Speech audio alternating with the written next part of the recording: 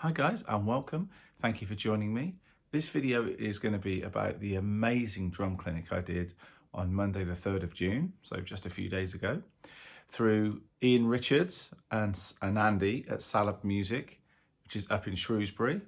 And it was actually held at the amazing Pro Audio Services. Those guys decked the room out. I mean, I'll show you some pictures, but they decked the room out beautifully. You know, I drove all the way up there, took about 3 hours, took it nice and easy, all the A roads, such a lovely journey up on a nice, reasonably warm day, superb. And end up on an industrial estate, which I knew it was going to be on. And then I go inside and Ian was already there, and Andy's the boss of the shop, the head honcho, who's a lovely, lovely guy, a lot of experience in the trade. And Ian is basically the manager and he's running it and he's there all the time. And anyone who knows him knows he's a workaholic and he loves drums. He loves music, he loves musicians, and he does the best that he can in that area, which is actually fantastic. Does a great job in the store. And I walked in and they had this sort of rake seating situation that was going to happen because originally we were going to do it in the shop, but the shop was way too small to get people in. And in the first few weeks, it was, well, I've sold 18 tickets. And I thought, oh, times are hard. You know, I understand people don't come out to these things, you know. And then I left it for about a week. Then about a week later, he said, oh, no, now we've got 25. You know, that's cool. Anyway, by the end of it, we were up to 40. And when I met him that afternoon, he was on the phone. He said, oh, crikey, mate, there's more coming. And I was like, how many have we got now? He said, well, it's 50 odd, you know. And it was like, crikey, we're going to fit them in here. And the guys had sort of curtained off an area in this big warehouse that they've got, curtained off an area which is our performance area, and it still wasn't, you know, enough. So, you know, to get that amount of people along to a music event, drum event at any time, it's hard, you know. But it just shows the dedication of those drummers in that area and the reach and, you know, the power that Ian Richards has got to say to people, come along and support this, you'll love it, it'd be good for you, which is brilliant, which is kind of like these days in music shops that are disappearing. It's kind of old school. I remember that sort of mentality when I was growing up, mid-80s, working for Assembly Music and the amazing Steve Gardner. That was kind of the vibe there. It's like, come along, support the local drum clinic or masterclass or whatever event's going on. You know, the tickets are £5, come along, just, you know, you'll enjoy it, it's great, you know. Anyway, so it's nice to see that sort of what I call old school sort of mentality in the industry is still around, you know, or could afford to still be around with these independent shops. It's just brilliant. And then that was when I looked to the right. When I turned to the left, there was the stage that was set up with a few steps going up. And there was this massive video wall. And it was like, what? You know, like, am I playing at Music Messa or, you know, the UK Drum Show? What's going on here? This is insane. And they said, yeah, we're going to put cameras up so they can, you know, see your bald spot for a start. But no, put a cam up so they can look down and see what you're doing. And there'll be some at the side and we'll keep flicking between them. And the last thing I'd had like that would have been, well, the first one was Drum Channel, when I did my Drum Channel performance back in 2010 or whatever it was. That was amazing. And then Comedia, when I did those lockdown drum clinics, I think I did 2 or 3 of them, where I had foot cams and everything. And that was a similar thing. So I was looking at a screen with all these squared off shots of what they were seeing. And it was great. And they had a PA in there, things were mic'd up, but not too much because it was a slightly small area. And Ben, who's in charge of Pro Audio, was just amazing. Such a lovely guy and a bit of a Rob Double, actually. Kind of weird. We're both good looking guys.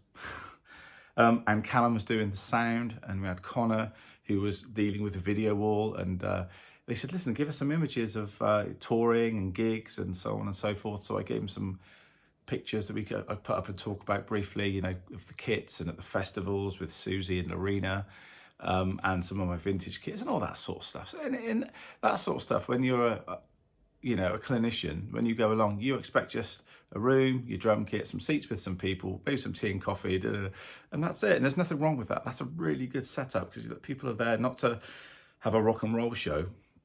They're there to talk about drums and learn a bit.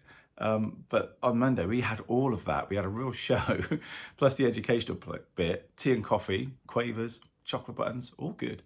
With people that really care about the presentation, which Ben did. Ben really wanted to present it so well for the obviously for the audience, but also for his love, because he used to work at Salop Music with Andy and Ian. So, you know, when you've got people that are looking after each other like that in the business, you need a stage, I'll get you a stage. You know, you need a PA, I'll get you a PA. You know, when you get that, and then someone like me shows up, you've got an amazing show. So, so thank you for you guys for arranging it, and then thank you for all you people for showing up. We had about 45, maybe 50 people there. Some were in the picture you'll see in a second. We couldn't squeeze them all in. There was some over to the right-hand side that you just couldn't see, but it was amazing. And, you know, we had that sort of a raffle thing going on where people won some signed things that are done. Sticks and heads and a poster and a pair of hats as well, which is kind of cool. Vulcan hats.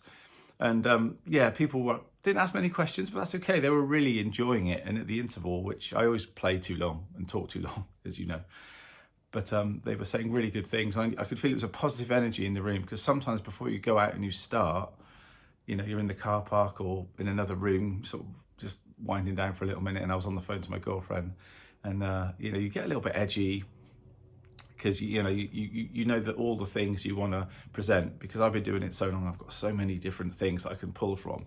It's like a set list in my head, because as I say, I'm not selling a DVD. When I was doing all my technique and musicality ones back in the day, you know, I'd be selling the chapters that were on the DVD that I wanted people to check out. But now I haven't really got that. So, you know, and in the meantime, I've been doing so many of these masterclass clinics, workshop type things that I've collected and curated, if you like, all these things through my playing, through my learning, and I put them all together. You know, some of it will be similar to other people's journey and information, and some of it won't be. And that's what's so good about the individuality of us all being musicians, all bring something with the same kind of tools, but somewhat different, how you perform them and have played them and da-da-da. Yeah, so, you know, I went out there and I was given a microphone. I always find that a bit weird. And was doing my presentation, and starting, and I started playing drums, and I just felt really relaxed on the stage. Just really enjoyed chilling out and playing some ideas and improvising and being creative. It was just a really good experience. It was brilliant, and you know, I felt the two-way thing was really, really happening. And it's good to know that when we had the questions, and then we had people coming up playing on a second kit, because Ian brought his club date Ringo oyster coloured drum set with the Beatles logo, because he used to play in a Beatles sort of like trippy band. He still does, maybe, actually. I need to find out. Do you, Ian? Do you? Leave your comment below. And he had another kit there saying, you know, do you want to bring some people up to play? And in the end, we did. I wanted to do a thing where I was talking about drummers and listening, which was one of my clips that I recorded here maybe last week. Drummers listening, reacting to musical situations instead of just steaming through it, you know. So I got a few up, and what was great, Ian was doing like a rotation system where I'd play something, they'd come up, and then, you know, we'd play with play against each other and do that kind of thing and accompany each other, and then one would go off, and then maybe I'd go off, and then he was like, next, and I'd keep playing, and the next one would come up, and we had this thing going on, which was fab, and all different ages. You know, it was really good, and some great drums out there, some, you know, of all ages, and got the chance to play with Lars as well, which is Lars Wicket, which is great.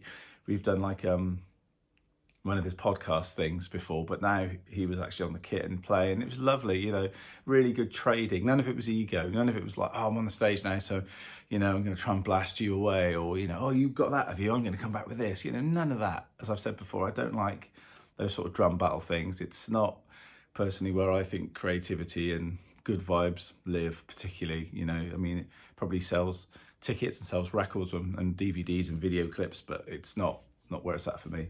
And that was brilliant. So to play, you know, with these young drummers, older drummers, people that are coming up of all different ages and standards, it's just brilliant. It's like sharing of music, just smiling at each other when someone lays down a groove, or just like, this is what it's about. And for that sort of 10, 15, well, 15 minutes possibly, don't know if it was that long, I don't know. It was just like uplifting. It was really good. And as I say, managed to get a snap of everyone at the end, which was great. And the whole night just went really, really well. I drove back, it's a 3-hour drive back. And of course they closed the M5 and one of the A roads that I would travel on. So of course it was a nice diversion. But you know, when you're driving home at 1:30 in the morning, 2 o'clock, it's cool. You know, there's no point rushing. There's no traffic on the road. Just got to watch out for some deer and badgers and and various things, hedgehogs that try and make an appearance under your car wheel or whatever, but managed not to harm any wildlife on the way home, which is brilliant. So yeah, an amazing night. I came home so invigorated and just passion for drums again. But of course the next day, because Ian said when we were in the car park and I wasn't leaving till like 11:45 at night, and I had to wait for sat-nav to kick in, and then when she said you will be home at 3:10, it was like but it was all worth it. But the next day I was up, so that was now yesterday. It's Wednesday today, is it? Yeah. A friend of mine rung me up, Dan Temmink, a great keyboard player and composer who does a lot of adverts and things like that, and Netflix series and things. He messaged and said, hey man, are you free to record some drums like ASAP? I'm trying to get something in for Wednesday, the latest. It's got to be in at Wednesday. I need everything Wednesday.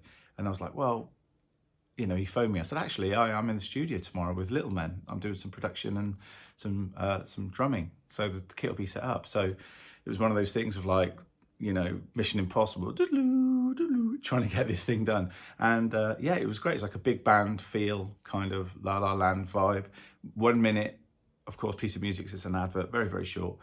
And he sent it to me with the click, and I was listening to it. You know, one stem for the click, one for the track, and one with vocal, one with a tenor sax playing the lead line. And it was like, okay, let's think about this, you know. And I could hear Vinny's big band drumming from his Unreal book that I bought, which is amazing. I still don't understand most of it, but listening to it is great. Bit Buddy Rich, bit, you know, sort of old Paramount movies back in the day that were in Technicolor, you know, all those musicals stuff. All that was coming into my head. So anyway, I was up the next day frightfully early and went to NARM Studios, and the engineer, Phil Andrews, he was like, yeah, we can do this first. We'll do this. And then Jay, another good friend, a great musician, plays bass in Brackish. He came along just to suss out what was going on in the studio when Phil was running the session, rather than, you know, when he's there, because he's got experience, but it's always good to see someone else do stuff. And so we were setting up the mics, and then there was a road closure for Phil to get there. And it was like, oh, we've got to have it by 12 o'clock. And it was already 11:15 by the time we started. It was 11:30 when we started sound checking the drums due to that road closure. And Phil getting there, it's like, and you know, in Cardiff, in the studio, in Fieldgate Studios in Cardiff, there's Dan sat there with a bass player and a horn section coming in about an hour's time, ready to. It's like, where are the drums? Where are the drums? It was real kind of like last minute, you know, like showbiz stories you hear of the red light going on. Let's get this done. Put it in a backpack on a rider, and the rider takes it to wherever he needs to take it, to the next section where they can put it on and record it. You know, like in the old days, it was amazing. But we got it done. And then in the evening, I was off again to do the Bath Spa performance recitals in Bath Spa for Bath Spa University, which was the last one we'll ever do, which is a shame because I've been there since, well, many, many years. But anyway, so yeah, this is all about, I went off on a bit of a tangent there, but this was all about this great clinic that we did in Salop Music. It was so good, so enjoyable. Again, thanks to everybody who was involved. Andy, Ian, Ben, Callum, Connor, all the people that came along.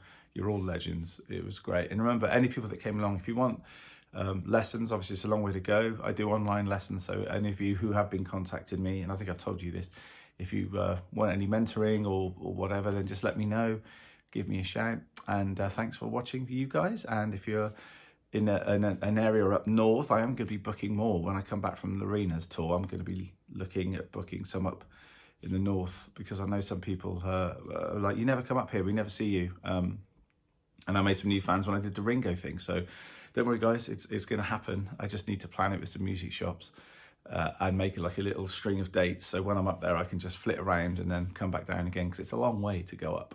I'm off to the studio again, surprise, surprise, more Little Men stuff today, production and drumming, so I'll shut up and I'll get on with it, and hope you have a cracking day, and I'll see you soon. Cheers, bye.